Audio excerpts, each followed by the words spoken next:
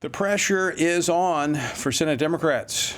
With the America First continuing resolution now in the upper chamber, Democrats are now in a position that they placed Republicans in a number of times during the Biden administration. Vote for a bill that they don't like or shut down the government. And here's a question. What would happen if there were a government shutdown? Would that enable more government cuts? Joining me now by phone to discuss these questions and more is U.S. Senator Lindsey Graham from South Carolina. He's the chairman of the Senate Budget Committee, and he serves on 3 other committees, including the Appropriations Committee and the Judiciary Committee. Senator Graham, welcome back to Washington Watch. Thanks for joining us. Thank you. So the reports are the Democrats are starting to feel pressure about passing the resolution in order to avoid a government shutdown. What's the latest? Oh, they're full like a cheap suit. There's no way they're ever going to shut the government down. An idea that the Democratic Party would shut the federal government down doesn't pass muster with me. The continuing resolution will pass. It will fund the government for the rest of the year, but on the defense side is woefully inadequate. I love Mike Johnson from the House. He's a great guy, but the numbers on defense are below what Biden allocated for defense. Now, I've been told that they will be supplemented by reconciliation. The Republican Party-only bill has $150 billion for the Department of Defense, $175 billion for border security. This continuing resolution keeps the government open, but we're going to need reconciliation, my budget bill, to make sure we continue the deportations, build a wall, have additional bed space to hold people in custody and not release them on the border security front, and $150 billion for the military at a time of great threat. So the CR will pass, but it's imperative we do reconciliation sooner rather than later. All right, well, I want to talk about reconciliation. I also want to talk about rescissions that can be done to accomplish more cuts. But before we do that, theoretically, if the Democrats were to allow the government to shut down, would that not empower the Trump administration to actually accelerate some of the government cuts that they're doing?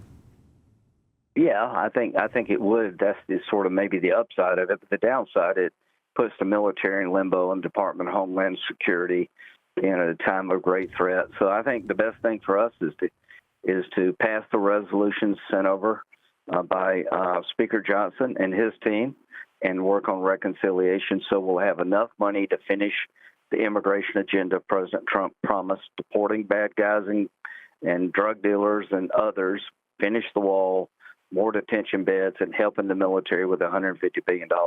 That's my number one priority, to do that, do it soon. Okay, so let's talk about the way forward. Let's say the continuing resolution does pass.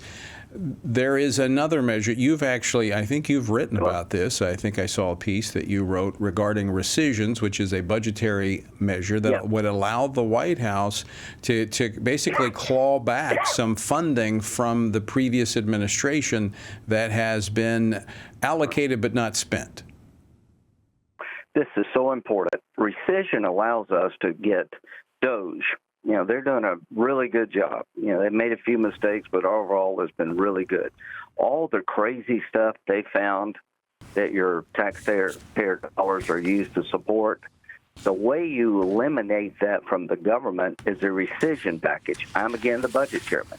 Rescission is a majority-only vote. We don't need 60 votes to have a rescission package. So the White House needs to give us the top 10 or 20 examples of wasteful spending that DOGE found, send them over to the Senate and the House, and within 45 days we have to act. I want the American people to see a couple things. I want them to see that we're going to clean the underbrush and take the garbage out of the budget. And I want them to see that we're going to rebuild our military and secure our border. And the third thing is that we're going to spend less than Joe Biden.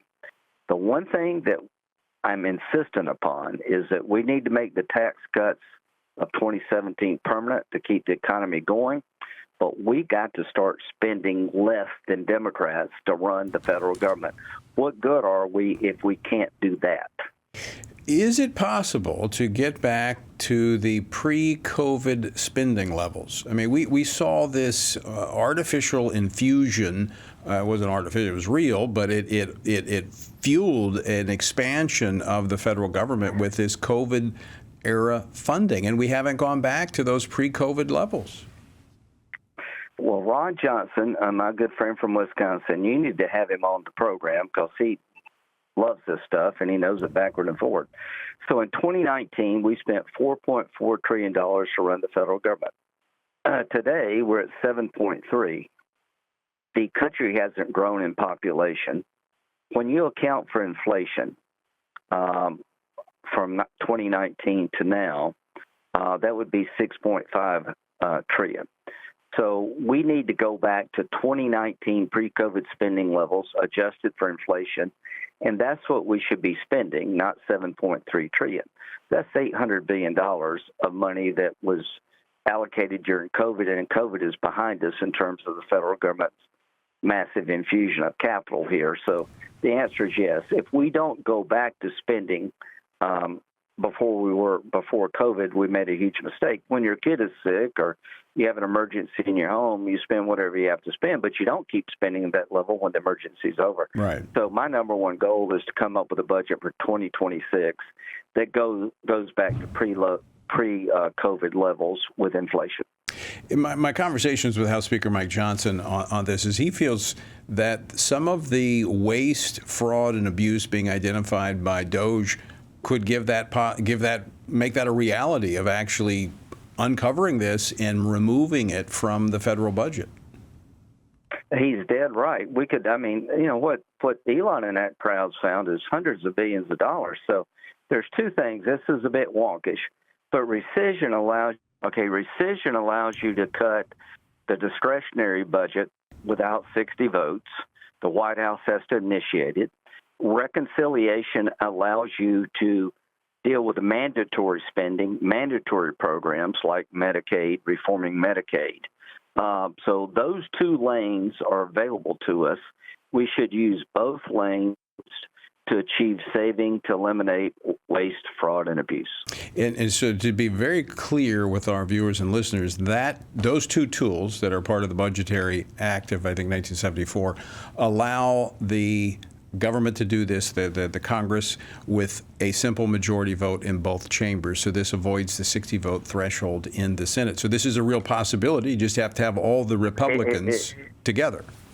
Yeah, it will be a political malpractice for us not to do it.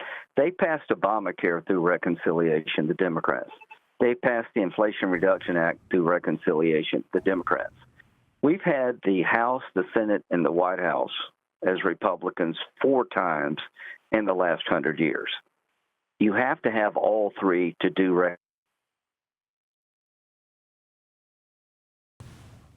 reconciliation right now to cut the government, eliminate waste, fraud, and abuse, and to make the tax cuts permanent without one Democratic vote. We should take it.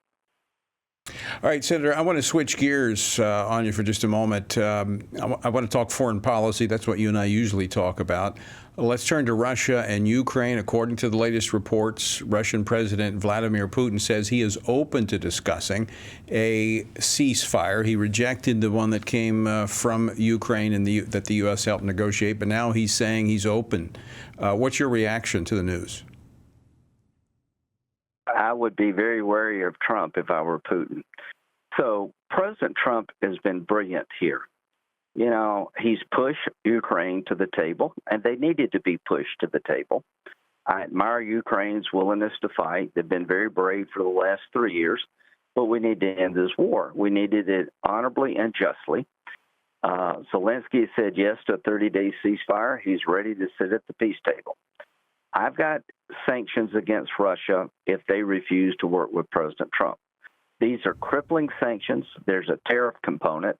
We would put tariffs on countries that bought Russian oil, gas, uranium, and other goods if they walk away from the ceasefire deal and peace negotiations. It would be a tool for President Trump to use if Putin did not engage in negotiations. What President Trump has done in 5 weeks, 7 weeks here, is he set in motion the possibility of ceasefire and ending this war. And he's just so strong, and they've done a brilliant job in the Trump team. All right, I've got a couple questions for you on that following up. We're up against a break, so if you can stick with us, I'll put those to you on the other side of the break. Senator Graham, thanks for sticking around. All right, you were a very strong supporter of Ukraine when they were attacked by Russia. I think everyone wants to see this conflict come to an end. But let me ask you this. Do you trust Vladimir Putin? No, I don't. I mean, you'd be crazy to. But I do trust he'll do, if it's painful enough, he'll change his behavior. So I support President Trump's desire to end the war. We'll negotiate a peace settlement.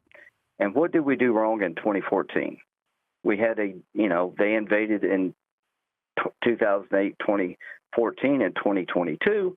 We didn't tell Putin what would happen if he did it again. We need to do that.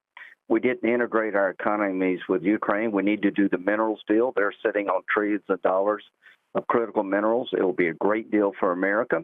And we need to continue to sell arms to Ukraine so they can defend themselves, have Europeans along the line of demarcation, and try to create deterrence for a third invasion. I think we can do all that. We must do all that. And if this war ends, it will be because of Donald Trump. You talk about the minerals deal, the rare earth minerals there in Ukraine, that they were supposed to sign the deal when Zelensky came to the White House before that meeting blew up. Is that a kind of a backdoor guarantee to American security if America has financial interest there? For Donald Trump, it is. I tell you what, there's no better interest in terms of getting Trump on your side than be his business partner. He would not let anybody disrupt a good business deal for America. So I told Zelensky, and the guy's been fighting for 3 years, probably sleeps 2 hours a night. He screwed up in the White House, but we're back on track. Yes, America will be guaranteed $500 billion, $500 billion in critical minerals, the oil for the 21st century, the AI component, stuff you need to have the AI revolution here. So, yeah, I think it's in its own way, it's an implicit guarantee America will not let Ukraine. We're not going to sit by and watch somebody take our stuff once we're a business partner. I mean, not that I'm an advocate for this, but just based upon history, I'm a little more reserved than you are when it comes to the use of our military. But Kuwait. I mean, in the Middle East, oil fields, obviously very critical to America's security. That has prompted us to act on behalf of others who have been invaded by tyrants. That's a good point. I mean, you cannot turn the critical minerals in Ukraine. They're the richest country in Europe. You don't want to give that to China and Russia by force of arms. The chips of the high-end digital economy are all made, 80% are made in China. It's in our interest not to let people take stuff by force of arms belonging to others. Defunding the police was a stupid idea. When you let criminals, wreak havoc on a town, nobody will live there. You can't let thugs take things that belong to other people, especially when those people are your allies and want to share their wealth with you. Right. So just tell President Zelensky it would be a good idea to enter into a deal, and also along the way tell him it'd be good to show up in a suit next time. Yeah, I think that's too good advices there. Yeah. All right. Let me. We just got a few minutes left, Senator, and again, I'd like to talk with you about foreign policy. You get the geopolitical landscape internationally.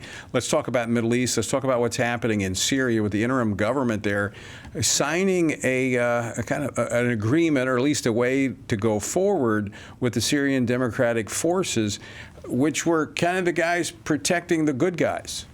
What's going on?